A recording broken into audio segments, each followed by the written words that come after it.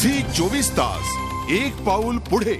वारीचे वेगवेगळे रंग आपल्याला पाहायला मिळतात आणि ही वारी फोटोग्राफर्सच्या नजरेतूनही अधिक सुंदर दिसते। ही वारी फोटोग्राफर्स आपल्या कॅमेरामध्ये कशा पद्धतीने कैद करतात याचा आढावा घेतला आमचे प्रतिनिधी स्वानंद कुलकर्णी यांनी। दिवे घाटातून माऊलींची दिंडी जात असते। गेली कित्येक वर्ष ही परंपरा सुरू आहे, पण ही दिंडी जशी वारकऱ्यांसाठी महत्त्वाची आहे तसंच फोटोग्राफर्स म्हणजे दिवे घाटातली ही जी दृश्य आहेत, घाटातनं वारकरी येतात, त्यांच्या दिंड्या चालत येतात, ही एक व्हिज्युअल ट्रीट असते। त्यामुळे फोटोग्राफर्स पण खूप मोठ्या संख्येनं ही दिंडी कव्हर करण्यासाठी येतात। आपल्याबरोबर काही फोटोग्राफर्स आहेत, आपण त्यांना दिवे घाटातल्या त्यांचा या फोटोग्राफीचा एक्सपिरियन्स कसा आहे विचारू।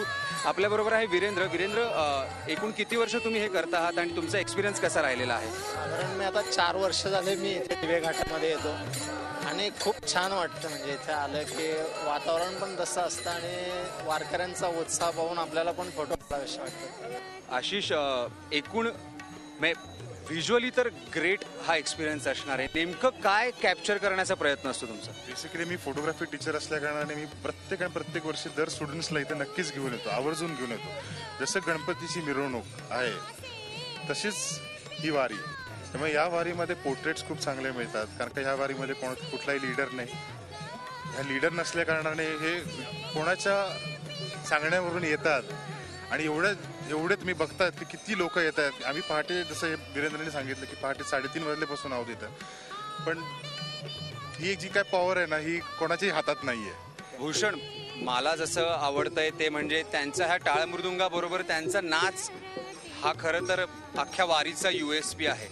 सो तो कॅप्चर करताना काय फिलिंग्स असतात मनात?